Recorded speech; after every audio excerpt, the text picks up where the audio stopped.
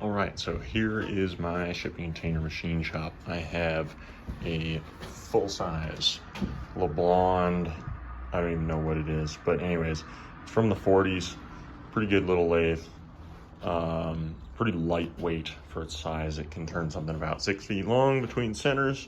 I have a Lagoon FT2 with a belt drive head and a VFD setup on it so that I can run it on single phase power. It is set up in here, has the table pointed down the run there and out the door here so that I can actually fit pretty long stuff on it.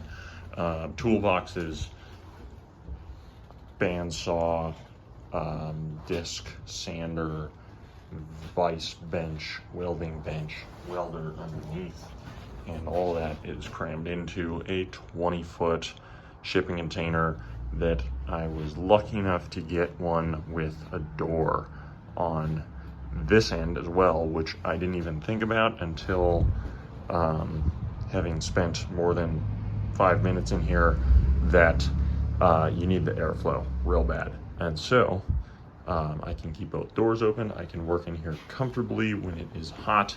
And so, yeah, that is my small shipping container. One last thing, this is still a work in progress, but it has a crane which will have some sort of trolley on it and runs nearly full length of the container.